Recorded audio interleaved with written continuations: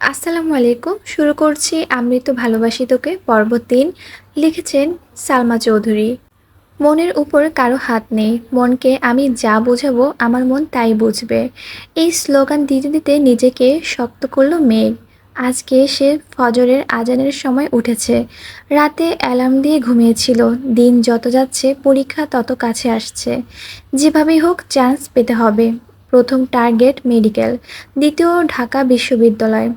এর জন্য সবই পড়তে হচ্ছে তাকে। নামাজ পড়তে বসেছে মেঘ।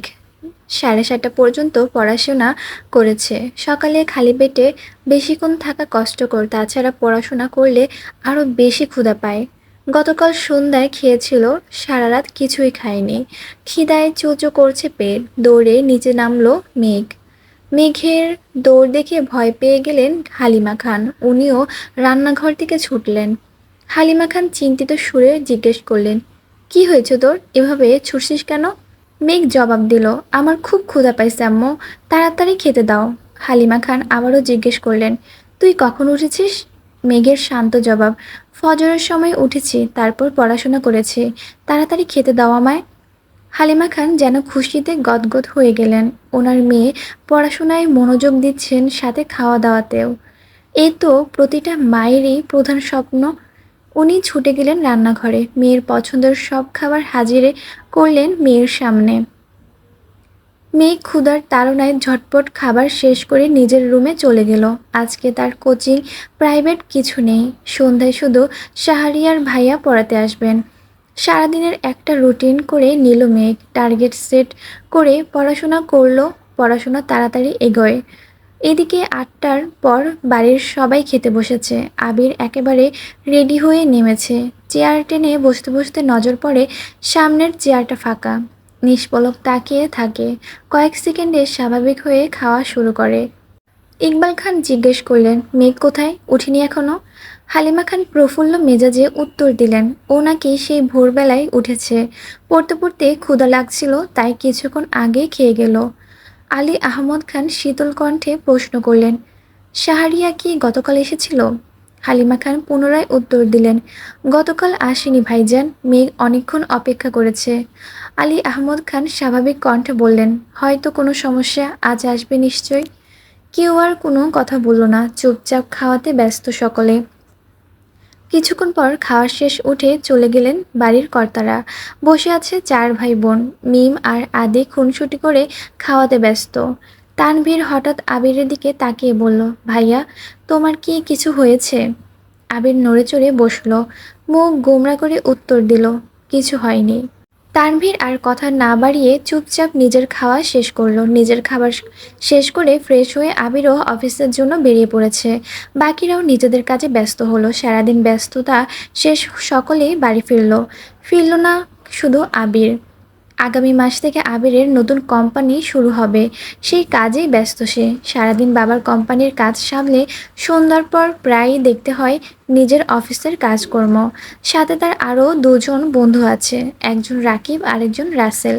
আবিরের পরেই তাদের পোস্ট। আবিরের অবর্তমানে তারাই সামলাবে কোম্পানি।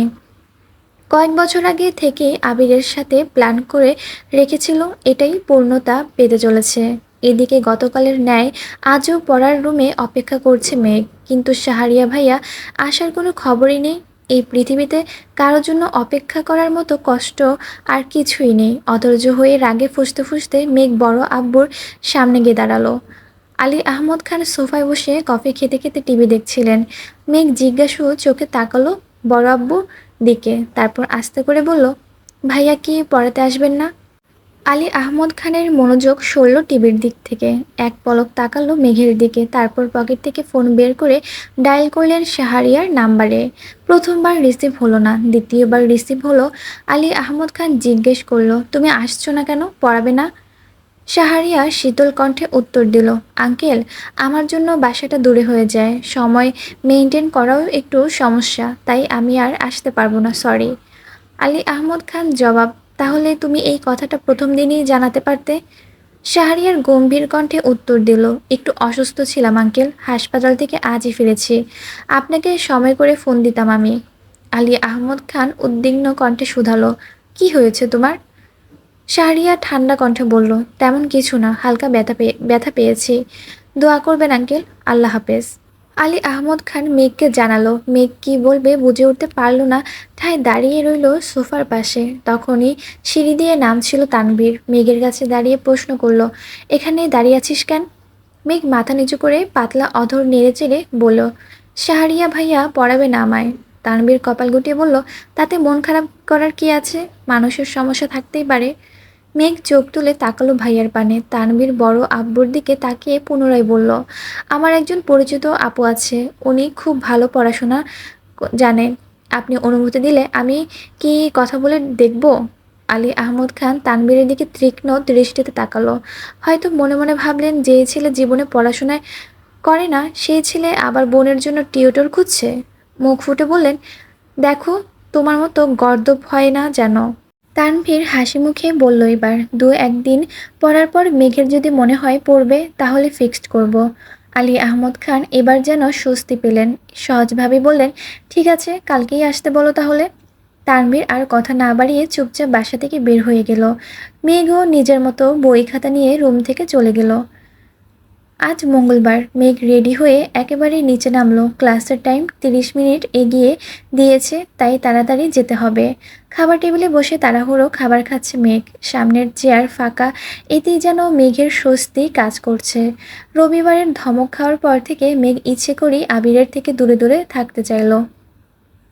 এদিকে আবির 8টার দিকে না খেয়ে অফিসে চলে গেছে। নিজের অফিস কাজ শেষ করে তারপর বাবার অফিসে যাবে। মেঘও খাওয়া শেষ করে কোচিংয়ের উদ্দেশ্যে রওনা দিল।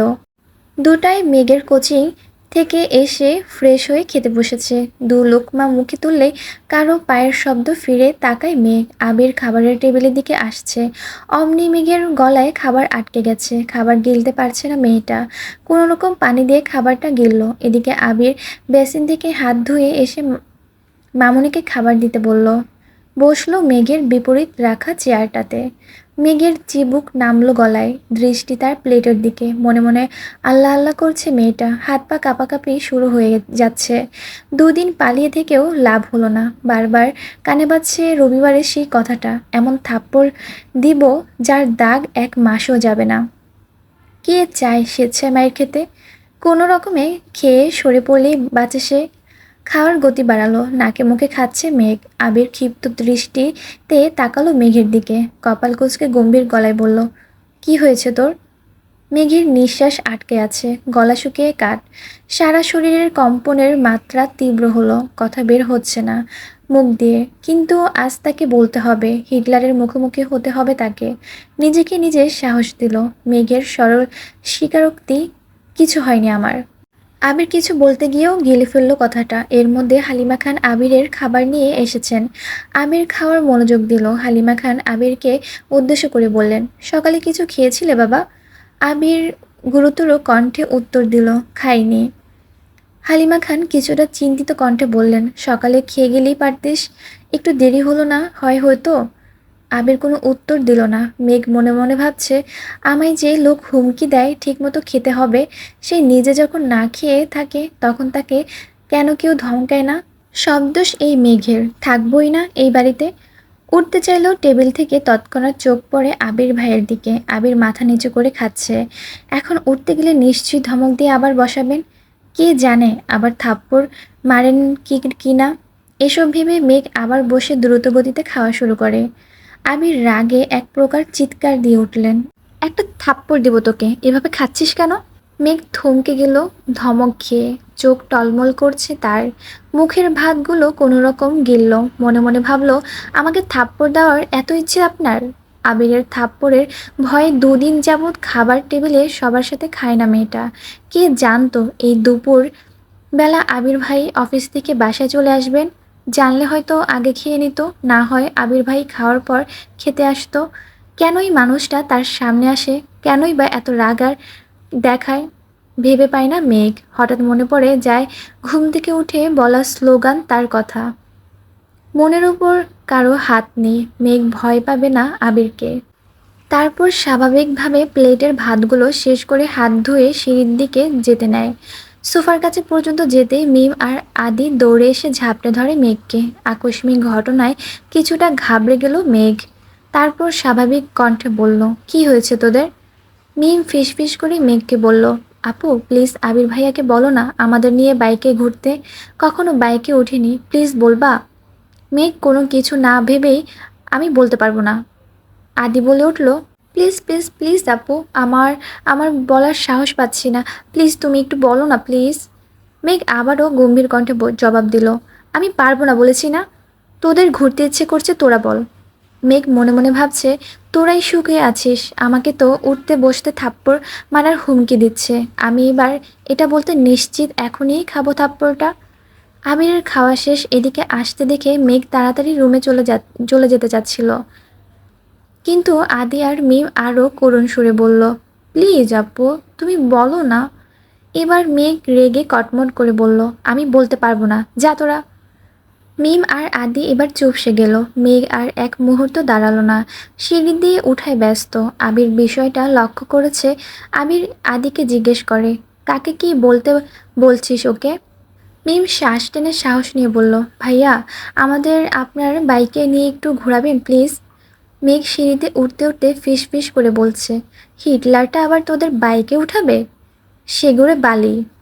আবির কণ্ঠ তিনগুণ ভারী করে উত্তর দিল, আমার বাইকে কাউকে উঠাবো না, কিছুদিন পর তানবীরকে বাইক কিনে দিব, তখনও তোদের নিয়ে ঘুরবে।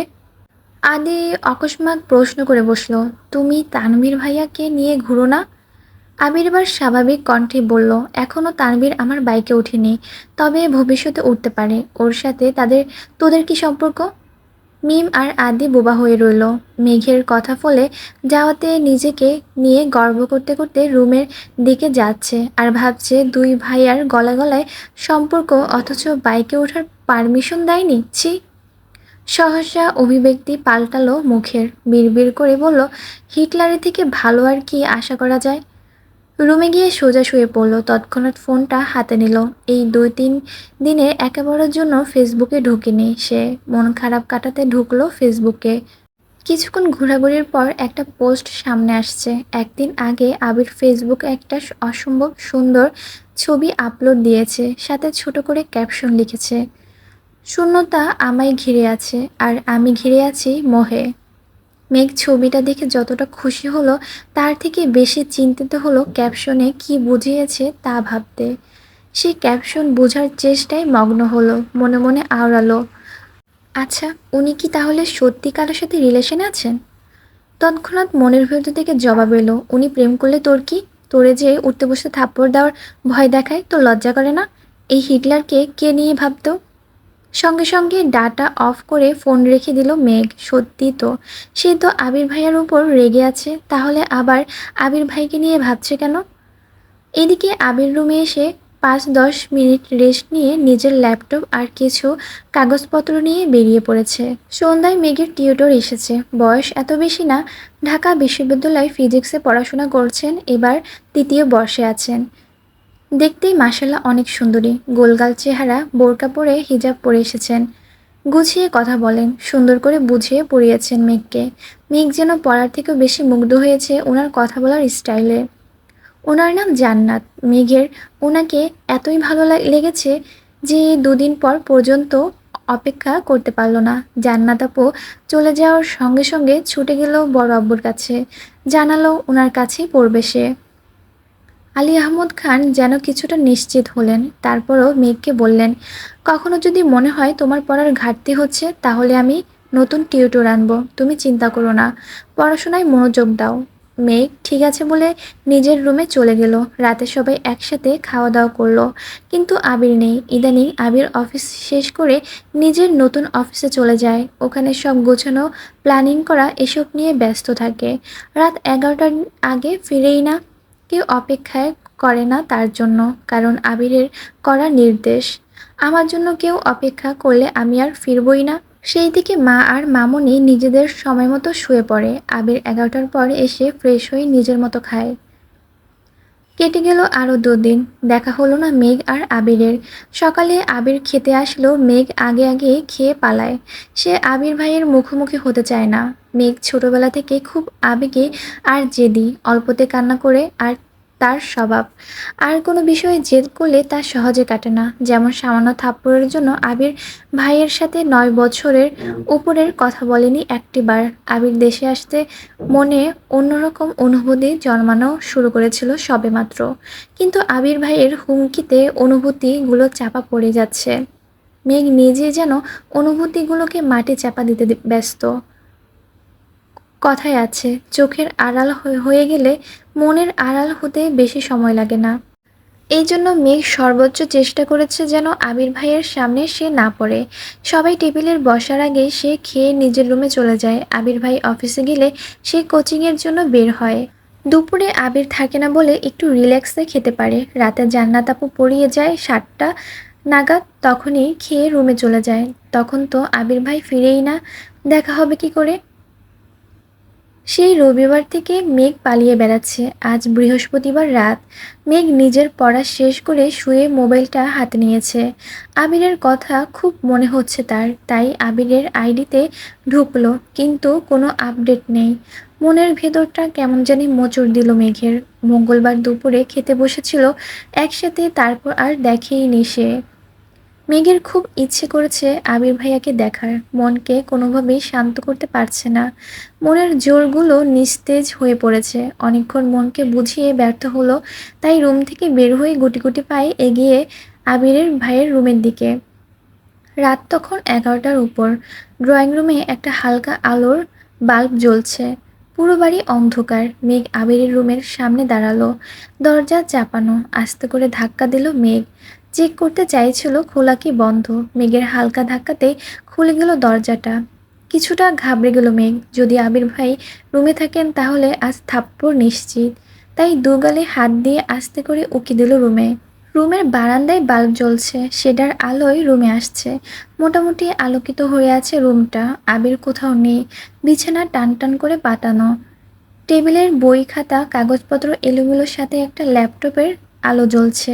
চেয়ারের উপর ২-৩টা কাপড় এলোমেলো পড়ে আছে। ছেলেদের রুম সচরাচর যেমন হয়। মেঘ মনে মনে ভাবছে, আবির ভাই কি এখনো ফেরেনি?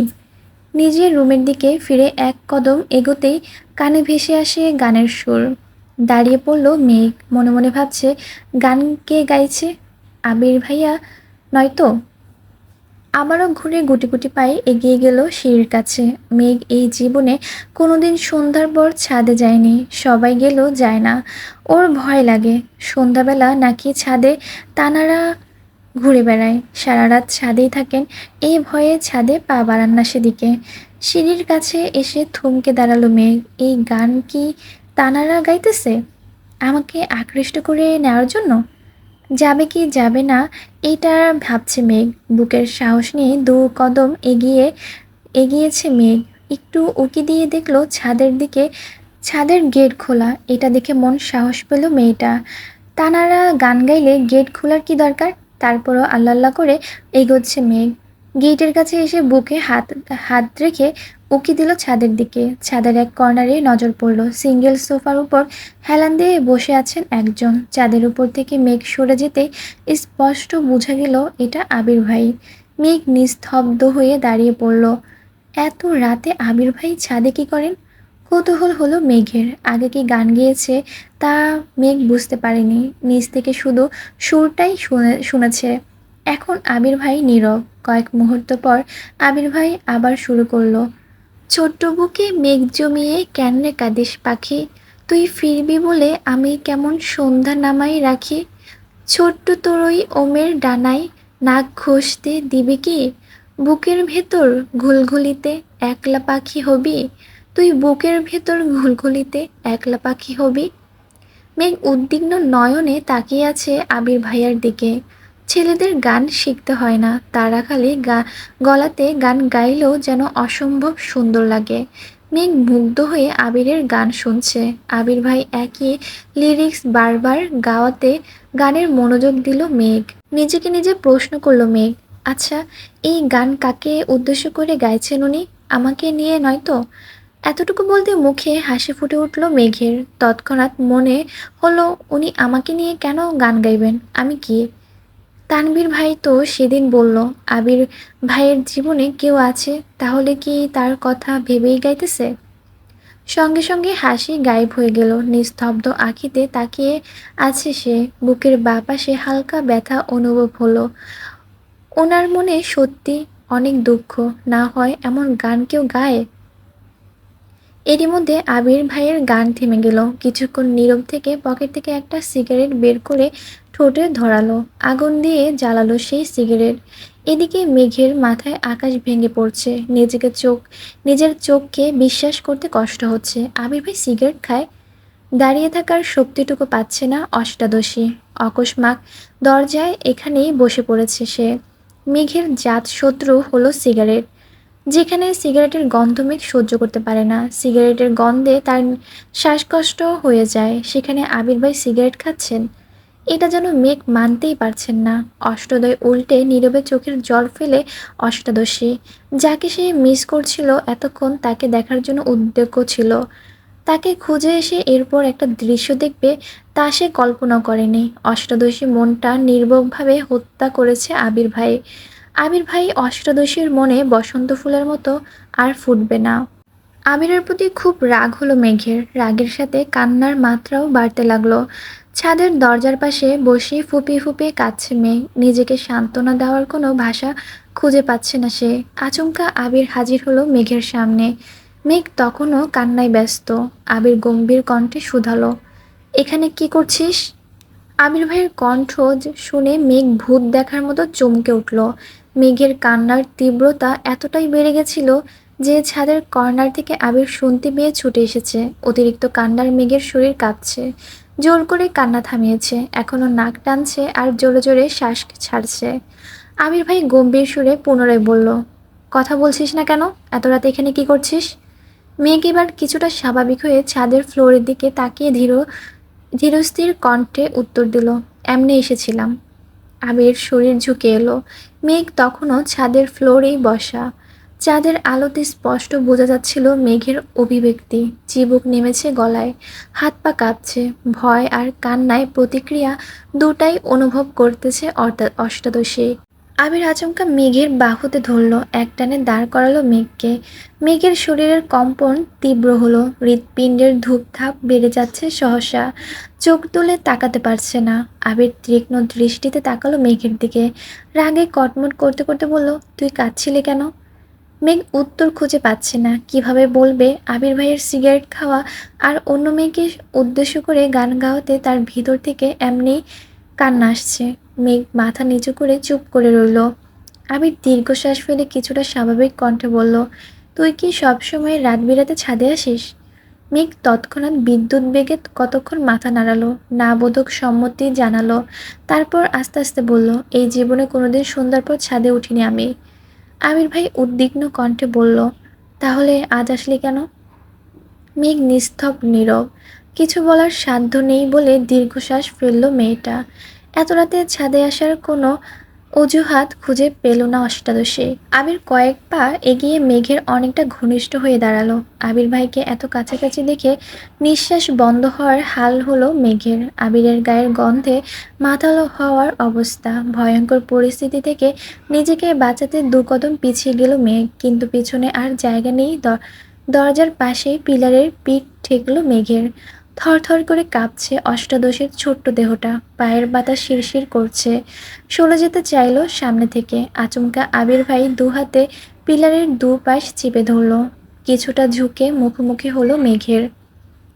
আবির ভাইয়ের উষ্ণ শ্বাস, তীব্র দৃষ্টি মেঘকে নাজেহাল করে দিচ্ছে। মানসিক টানাপড়নে পড়ে গেল মেঘ। বুকের ভেতর কেউ অবিরাম নৃত্য করছে, যার শব্দ বাহির থেকে শোনা যাচ্ছে। শরীর ঘামতে শুরু করেছে।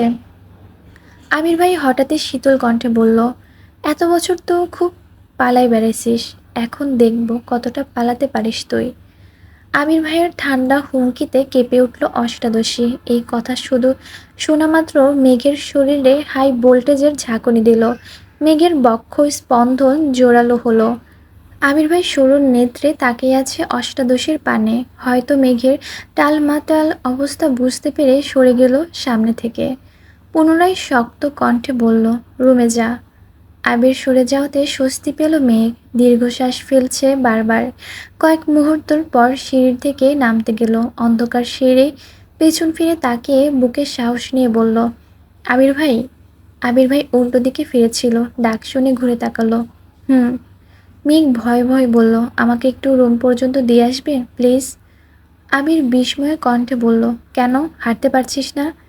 মেঘ মাথা নিচু করে আস্তে ধীরে বলল, ভয় লাগছে। কেন? তানারা যদি আমাকে ধরে ফেলে? আবির ভাই কয়েক সেকেন্ড থেমে সশব্দে হেসে উঠল। আবির মেঘের কথায় হাসছে ভাবতে খুশি লাগছে মেঘের। আবির ভাইয়ের হাসির শব্দে মেঘ অবাক হয়ে তাকালো আবির ভাইকে দিকে। ততক্ষণে আবির ভাইয়ের হাসি গায়েব। এবার আবির ভাই ঠাট্টার সুরে শুধালো, তা তুই ছাদে আসার সময় কি তেনারা বেড়াতে গেছিল? আবির ভাইয়ের এমন কথায় আহাম্মকের মতো তাকিয়ে আছে মেঘ। আবির ভাই সহসা বলে উঠল, তুই যা, আমি পিছনে আছি। মেঘ আর কিছু বলার সাহস পেল না, অবশ্য বলবেই বা কি। দুটা সিঁড়ি নামতে হঠাৎ কি ভেবে থমকে গেল মেঘ। আবির ভাই নিরুদ্দের কণ্ঠে বলল, আবার কি হলো? মেঘ দুবার জোরে জোরে শ্বাস ছাড়ল, মনে তীব্র সাহস নিয়ে পিছন ফিরে তাকালো। আবির ছাদের দরজার পাশে দাঁড়ানো। 6 ফুট লম্বা, তার উপর মেঘ বেশ কয়েকটা সিঁড়ি নেমে গেছে। এখান থেকে আবির ভাইয়ের লম্বা শরীরটা চাঁদের আলোয় সুপারি গাছের মতো মনে হচ্ছে। মেঘ উদ্বিগ্ন কণ্ঠে প্রশ্ন করল, আবির ভাই, আপনি সিগারেট খান কেন? মেঘের কথায় আবির যেন ছোটখাটো টাসকি খেলো। মুহূর্তে গম্ভীর কণ্ঠে বলল, তার জবাবদিহি কি তোকে দিতে হবে? মেঘ এবার কোমল কণ্ঠে বলল, সিগারেট স্বাস্থ্যের জন্য ক্ষতিকর, আর আমি। এতটুকু বলেই থেমে গেল। আবির ভাই এবার কণ্ঠ দ্বিগুণ ভারী করে বলল, আর তুই কি? মেঘ ভয়ে ভয়ে বলল, কিছু না। মেঘ আর থামল না, সিঁড়ি দিয়ে নামতে ব্যস্ত হলো। মেঘ করিডোরে হাঁটছে, আবির পিছনে মোবাইলের ফ্ল্যাশ জ্বালিয়ে সিঁড়ির নিচ পর্যন্ত নামলো। মেঘ আর পিছনে ফিরে আবির দেখার সাহস পাচ্ছে না। নিজের রুমের দরজা পর্যন্ত এসে ঢোকার সময় এক পলক তাকালো আবির ভাইয়ের দিকে। আবির নিচে তাকিয়ে মোবাইল চাপছে। মেঘ রুমে চলে গেল। আবিরের আরও একটি রাত কাটল নির্ঘুম, নিস্তব্ধ। প্রত্যেক সপ্তাহে ছুটির দিনে আগের রাতে আবির সারা রাত জেগে থাকে। এটা তার বহু বছরের অভ্যাস। বিদেশে থাকাকালীনও তাই করত। দেশে এসে প্রতি বৃহস্পতিবার রাত নিজের মতো একাকী কাটায়। হয়তো নিজেকে নিয়ে ভাবে, নিজের স্বপ্ন, ইচ্ছে, ভালোবাসা, প্রিয়জন সব কিছু নিয়ে ভাবে।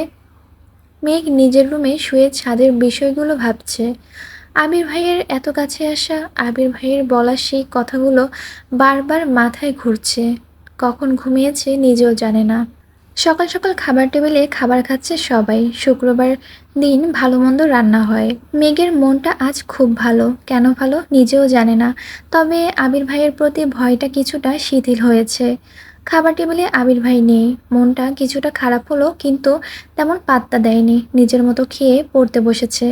প্রতি শুক্রবার প্রাইভেট 1 ঘন্টা পরীক্ষা থাকে। এক সপ্তাহে যা পড়ার তার উপর পরীক্ষা থাকে। 3টা থেকে 4টা পর্যন্ত পরীক্ষা। অন্যদিকে তানভীর ব্যস্ত হয়ে পড়েছে রাজনীতি নিয়ে। সামনে এমপি নির্বাচন, তাদের প্রিয় নেতা মনোনয়ন কিনেছেন। সবাই মিটিং মিছিল ব্যস্ত। জনসম্মত যাচাই করে মনোনয়ন দেওয়া হবে। তানভীরের এখন সব এলাকায় যেতে হচ্ছে, জনগণের সুবিধা অসুবিধা শুনছে, লিস্ট করছে। এমপি নির্বাচনের কয়েক মাস পরেই হবে সভাপতি নির্বাচন। তানভীরের টার্গেট সভাপতি হওয়া, তাই তাকে আরও বেশি অ্যাক্টিভ থাকতে হচ্ছে। 2:30 নাগাদ মেঘ বেরিয়েছে পরীক্ষা দিতে। আজ একটু আগে চলে এসেছে। পরীক্ষা শুরু হতে এখনো 10 মিনিট বাকি, তাই বন্যা আর মেঘ গল্প করছে। বন্যা বলছে, কি রে, তোর হিটলার ভাইয়ার কি খবর রে? কিছু তো আর বললি না, ছবি দেখাবি বলেছিলি তাও দেখালি না। সত্যি সত্যি মন থেকে বের করে দিয়েছিস? মুখে যা বলি তার সবটাই কি পারি? এত চেষ্টা করেও তো পারলাম না মন থেকে তাড়াতে। গতরাতে থাকতে না পেরে গেছিলাম ওনাকে দেখতে, একটা বাঁশ যে খাইছি। বন্যা বলল, কেন, কি হয়েছে? কি আর হবে, লুকিয়ে দেখতে গেছিলাম। আবির ভাইয়ের কাছে ধরা পড়ে গেছি। ব্যাটার চোখে আছে তাহলে? ভালো হয়েছে, গেলি কেন তুই? মেঘ মনে মনে ভাবছে, এখন যদি বন্যাকে বলি আবির ভাইয়ের জন্য কান্না করেছি, তাহলে বন্যা তো আমায় এখানেই বালি চাপা দিয়ে দিবে। বন্যা আর মেঘের একটাই সিদ্ধান্ত, ভার্সিটি ভর্তির আগে কোনো প্রকার প্রেম, বন্ধুত্ব, ক্রাশ কিছুই খাওয়া যাবে না। কোচিংয়ে নতুন কারোর সাথে কথাই বলে না। মেঘ আগে আসলে বন্যার জন্য সিট রাখে, বন্যা আগে আসলে মেঘের জন্য সিট রাখে। বিষয়টা অনেকটা হাই স্কুল জীবনের মতো। এত কিছুর পরও মেঘ আবির ভাইয়ের উপর ক্রাশ খেয়ে ফেলেছে। এর জন্য বন্যা অবশ্য প্রতিনিয়তই মেঘকে বোঝাচ্ছে। স্যার চলে আসছেন এতক্ষণে, পরীক্ষা শুরু হলো যথারীতি। 4টায় পরীক্ষা শেষ করে দুই বান্ধবী হাতে হাত ধরে বের হয়েছে। আশেপাশে মেঘদের গাড়ি নেই, তাই রাস্তার পাশে দাঁড়িয়ে ড্রাইভার আঙ্কেলকে ফোন দিবে ভাবলো। হঠাৎ বাইক নিয়ে আবির হাজির হলো। হেলমেট পরা, সাদা শার্ট, কালো প্যান্ট, কালো শো, হাতে কালো ফিতার ঘড়ি, শার্টের বোতামের ফাঁকে সানগ্লাস ঝুলানো। মেঘের দিকে তাকিয়ে উচ্চস্বরে ডাকলো, মেঘ। মেঘ আর বন্যা দুজনেই ডাক শুনে তাকিয়েছে। মেঘ এক পলক তাকাতেই চিনতে পারল এটা আবির ভাই। আবারও নতুন করে ক্রাশ খেলো সে। মনে মনে ভাবছে, কিন্তু উনি এখানে কেন? উনি কি আমায় নিতে এসেছেন? কই সেদিন তো মিম আর আদিকে ধমকে বলল কাউকে বাইকে উঠাবে না, তার মানে আমাকেও নিশ্চয়ই উঠাবে না। না উঠাক, উনার বাইকে উঠতে আমার বইয়ে গেছে। কিন্তু উনি আসলো কেন? আল্লাহ জানেন কোন পাপের শাস্তি দিতে এখানে এসেছেন। আল্লাহ বাঁচাও। এইসব হাবিজাবি ভাবনায় ব্যস্ত মেঘ। এদিকে বন্যা মেঘের হাতে ঝাপটে ধরে আছে। আবির ভাই মেঘের দিকে খানিকক্ষণ স্বস্তির বনে তাকিয়ে আছে। হয়তো মেঘের অভিব্যক্তি বোঝার চেষ্টা করছিল। এবার হেলমেট খুলে মেঘের দিকে চোখ রাঙিয়ে তাকিয়ে বলল, ওঠ। মেঘ তো ঘুরে আছে, আনমনে হাবিজাবি ভাবনায় ব্যস্ত। আমির ভাইয়ের কথায় কানেই গেল না। বন্যার মনোযোগ দিয়ে দেখছে ছেলেটাকে। আগে কখনো এই ছেলেকে দেখেনি। আবিরকে বন্যা চেনে না, তানভীরকে দেখেছে, কিন্তু এই ছেলেকে। মেঘকে বাইকে উঠতে বলছে। বন্যা মেঘকে আরো শক্ত করে ধরে আছে। আবির ভাই এভাবে ধমকে উঠল, এই মেঘ, উঠতে বললাম তো। মেঘ এবার চমকে ওঠে, গোল গোল চোখে তাকায়। পরপর দুবার জোরে জোরে শ্বাস নিয়ে নিজেকে কিছুটা স্বাভাবিক করে। তারপর বন্যার দিকে তাকিয়ে বিড়বিড় করে বলে, উনি আবির ভাই। তৎক্ষণাৎ বন্যা মেঘের হাত ছেড়ে দিল। হয়তো আবির ভাইয়ের চোখ মুখ দেখে ভয় পেয়েছে। মেঘ কয়েক পা এগিয়ে আবির ভাইয়ার কাছাকাছি এসে দাঁড়িয়েছে। ততক্ষণে আবির ভাই বাইক থেকে নেমে দাঁড়িয়েছে। আবির ভাই উদ্বিগ্ন কণ্ঠে মেঘকে বলল, এই তুই কি কিছু খাস? মেঘ কপাল কুঁচকে বলল, মানে কি খাবো? কোন দুনিয়ায় থাকিস তুই, ডাকলে শুনিস না? মেঘ চুপচাপ মাথা নিচু করে রইল। আবির ভাই আবারও বলে উঠলেন, বাইকে ওঠ। মেঘ যেন নিজের কানকে বিশ্বাস করতে পারছে না। আবির ভাই তাকে বাইকে উঠতে বলছে, এটাও সম্ভব? মেঘের হেলদোল নাই দেখে বাইক থেকে হেলমেট নিয়ে নিজেই পরিয়ে দিল মেঘকে। তারপর পুনরায় বাইকে বসে আবার বলল, তুই কি উঠবি? এত কিছু না ভেবে হাসি মুখে ওই পাশে গিয়ে বাইকে উঠে বসলো মেঘ। আবির ভাইয়ের গায়ের সাথে গা লাগছে, কেঁপে উঠল। কিছুটা মেঘ কাঁধে হাত রাখবে নাকি রাখবে না তা নিয়ে দোটানায় আছে। এমনিতেই জীবনে প্রথম বাইকে উঠেছে, তারপর আবার আবির ভাইয়ের বাইকে। আবির ভাই যেন বুঝে নিল মেঘের অস্থিরতা। শীতল কণ্ঠে বলল, ধরে বস, না হয় পড়ে যাবে। কাঁপা কাঁপা হাতে কাঁধ হাত রাখলো মেঘ। সঙ্গে সঙ্গে হৃদস্পন্দনের মাত্রা বাড়ছে। অষ্টাদশীর। এদিকে বন্যা তাকিয়ে দেখছে তাদের আর ভাবছে। মেঘের বর্ণনায় কোনো ভুল ছিল না। আবির ভাই সত্যি অসাধারণ। যে কোনো মেয়ে এক দেখাতেই ক্রাশ খাবে। মেঘের ক্রাশ খাওয়ার ভুল কিছু না। কয়েক সেকেন্ডের মধ্যে বাইক স্টার্ট দিল আবির। কিছুটা ভয়ে আবির ভাইয়ের কাঁধে জোরে চেপে ধরল মেঘ। কান দিয়ে শা শা করে বাতাস ঢুকছে। প্রথমবার বাইকে ওঠার অনুভূতি অসাধারণ।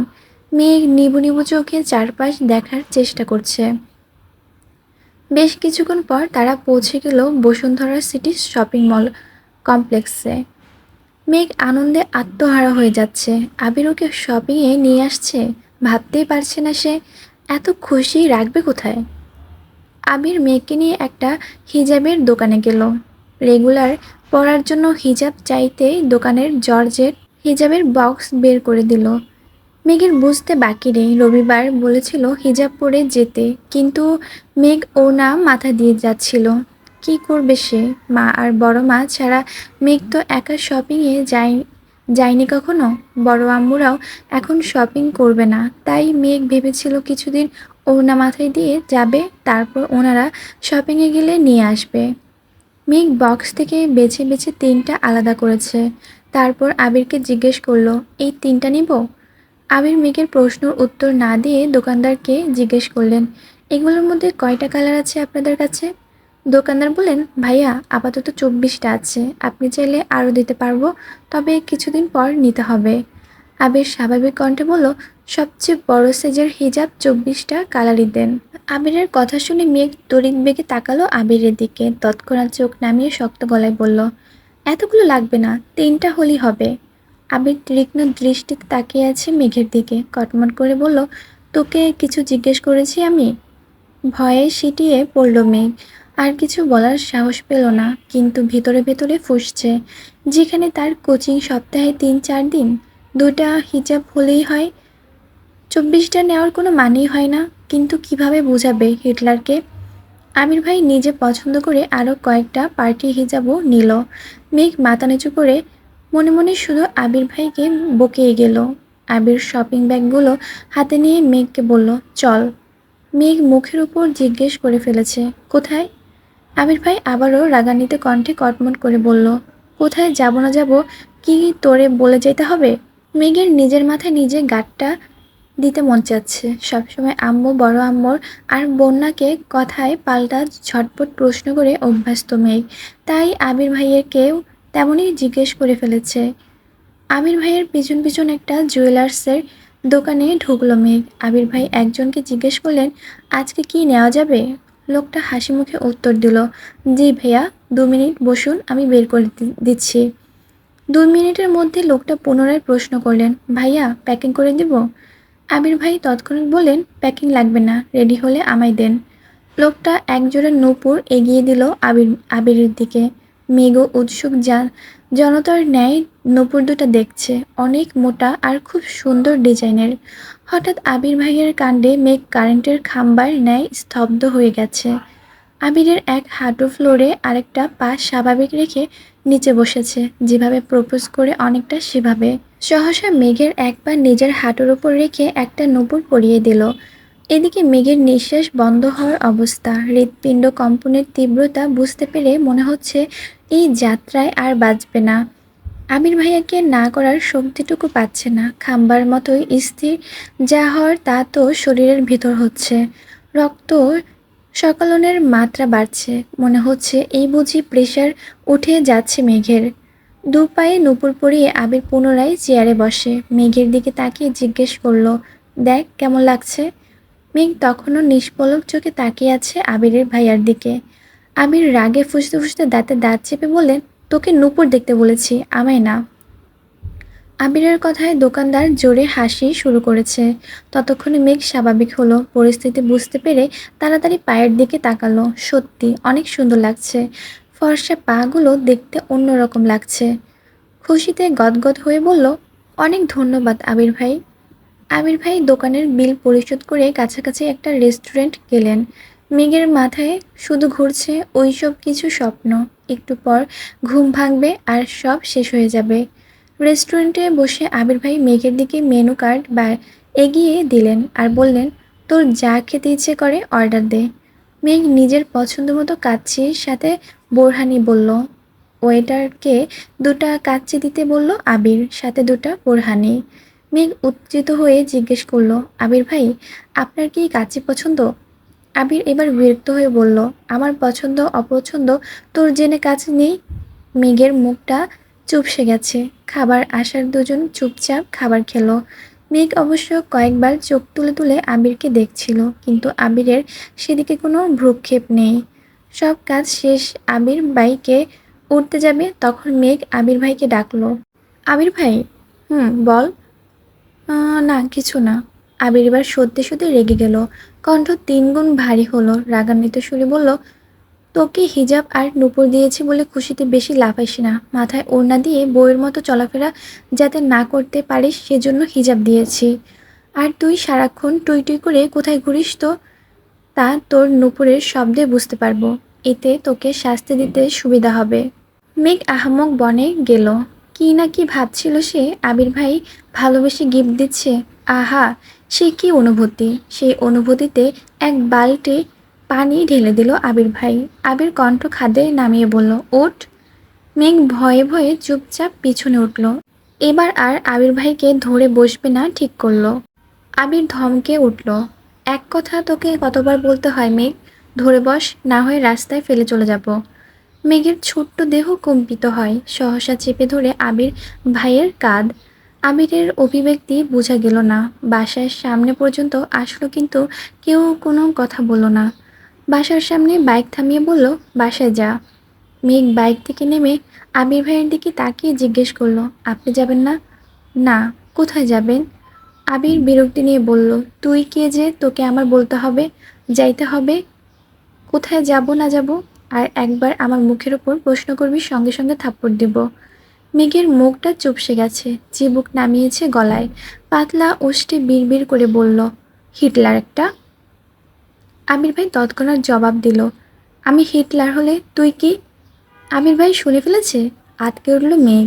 আবির ভাইয়ের দিকে তাকানোর সাহস হলো না, থাপ্পড়ের ভয়ে ছুটে পালালো বাড়ির ভেতরে। আবির নিষ্পলক চোখে তাকিয়ে আছে অষ্টাদশীর পায়ের দিকে, নুপুরের ঝনঝন শব্দ কানে লাগছে। অকস্মাৎ আবিরের ঠোঁটের কোণে এক চিলতি হাসির ঝলক দেখা গেল।